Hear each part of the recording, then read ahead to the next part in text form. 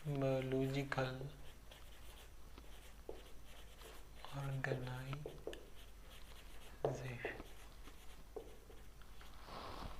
Okay, so organisation क्या होती है? जब चीज़ें एक ख़ास मैनर में अरेंज हो। क्या है? जब एक ख़ास मैनर में arrangement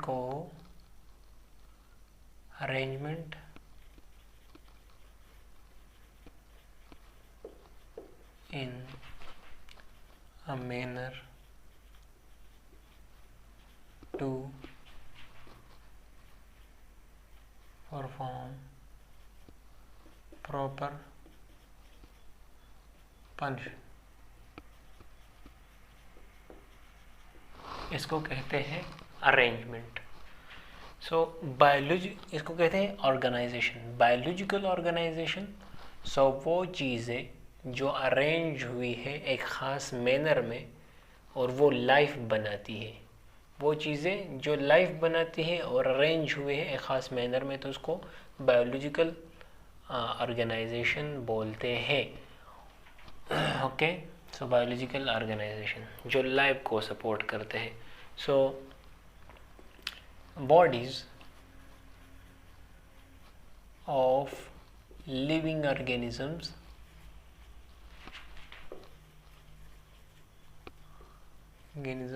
are made of parts। ये पार्ट्स से बनी है, parts which are arranged in manner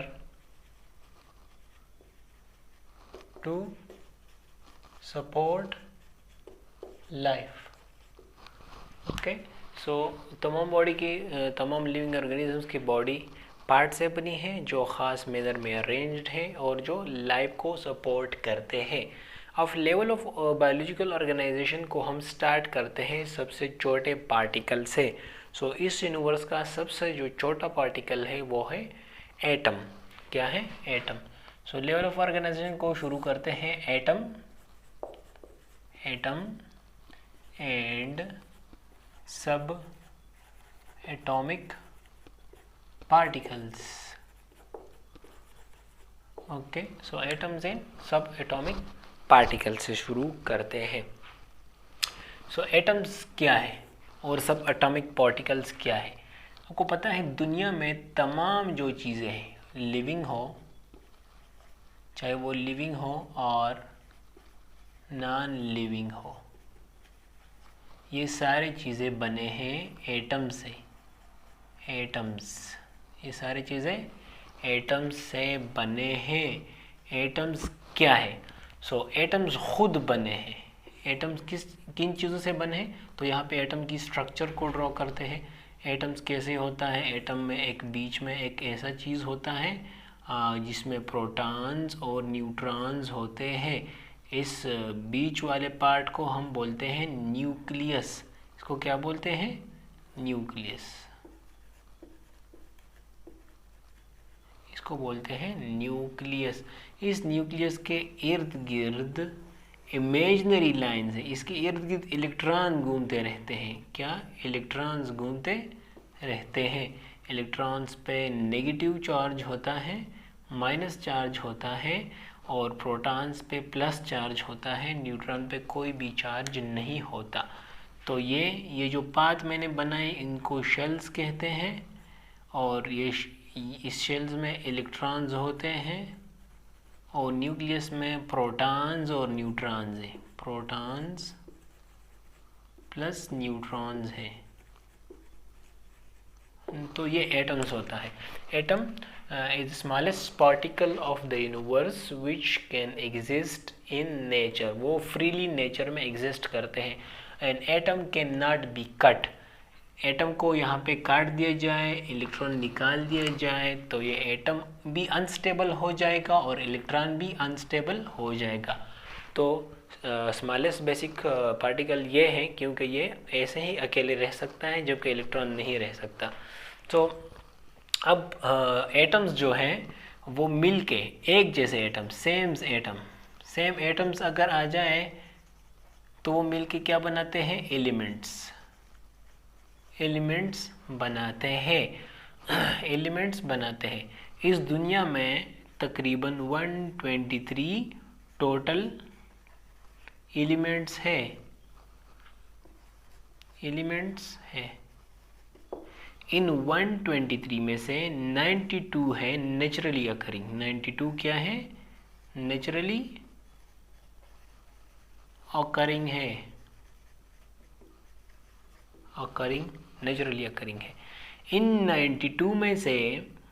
92 elements में से 16 ऐसे एलिमेंट्स हैं, 16 एलिमेंट्स जो बनाते हैं, 16 एलिमेंट्स मेक लिविंग बॉडीज, जो क्या बनाते हैं, लिविंग बॉडीज, जो जानदार चीज़ों की बॉडीज को बनाते हैं। इसीलिए इन 16 एलिमेंट्स को कहते हैं कॉल्ड, इसको बोलते हैं बायो एलिमेंट्स, इनको बायो एलिमेंट्स बोलते हैं, क्योंकि ये लिविंग बॉडीज बनाते हैं। तो बायो मीन लाइफ और एलिमेंट्स तो ये हैं, तो बायोलॉजी के जो लिविंग में पाए जाते हैं उनको बायोलॉजिकल एलिमेंट्स या बायो एलिमेंट्स बोलते हैं। अब जो ये 16 है, 16 इन 16 में से 6 ऐसे एलिमेंट है जो हमारी बॉडी, जो लिविंग की बॉडीज को, लिविंग की बॉडीज़ में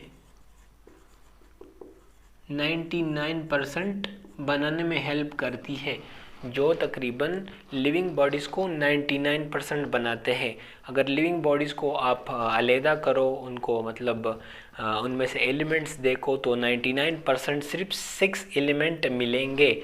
वो 6 कौन है, तो इजीली याद रखने के लिए उसको मैं कहूँगा CHON, कॉन कैप।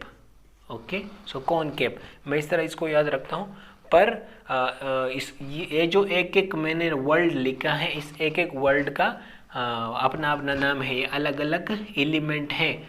जैसे कि C से कार्बन है, क्या है, कार्बन। ओके, H से हाइड्रोजन है, हाइड्रोजन। और O से ऑक्सीजन है, ऑक्सीजन। ओके, N से नाइट्रोजन है, नाइट्रोजन है। और CA से कैल्शियम आता है, कैल्शियम। और P से आता है फास्फोरस, फास्फोरस। ओके, सो P से आता है फास्फोरस। सो ये जो 6 एलिमेंट्स है, ये 99% ह्यूमन बॉडीज़ को या लिविंग बॉडीज़ को बनाते हैं। और जो 10 रह जाते हैं, जो बकाया 10 है, वो तकरीबन 1% लिविंग बॉडीज़ को बनाते हैं। वो 10 कौन कौन से हैं, उन 10 को उसकी मैं सैंपल लिख देता हूँ, क्योंकि 10 है, वीडियो इतनी नहीं है तो कि सैंपल लिख देते हैं। एक है के का मतलब होता है पोटाशियम, और फिर है एस का मतलब होता है सल्फर। ओके, इसके बाद आता है Cl मतलब क्लोरीन, फिर आता है सोडियम Na, फिर है Mg मैग्नीशियम, फिर है Fe आयरन। ओके, I का मतलब होता है आयोडीन। सो फिर आता है कॉपर। ओके, वो है कैल्शियम, ये है कॉपर। ओके, फिर आता है मैंगानीज। ओके, और फिर आता है Zn, इसका मतलब होता है जिंक। तो ये 10 जो है, ये हमारी बॉडीज़ को 1% बनाते हैं। इसके अलावा अगर इसको मतलब सही समझा जाए 1%, तो मैं यहाँ पे एक पाई चार्ट ड्रा करता हूँ, जिसके ज़रिए आपको और भी क्लियरली समझ आएगा। तो पाई चार्ट एक सर्कुलर चार्ट होता है, सर्कल की तरह। अगर मैं बीच में इसका ड्रा करूँ लाइन, तो 50% ये, 50% ये, क्योंकि 2 पे डिवाइड है। पर मैं 65 पे जाऊंगा तो ये हो गया, ये हिस्सा हो गया 65%। सो 65% जो लिविंग बॉडीज़ में 65% कौन सा एलिमेंट है? ऑक्सीजन। ओके, फिर इसके बाद जो ज़्यादा मकदार पे है वो है 18% जो कौन है? कार्बन है। Okay, carbon. फिर इसके बाद जो और ज़्यादा मकदार में पाया जाता है वो है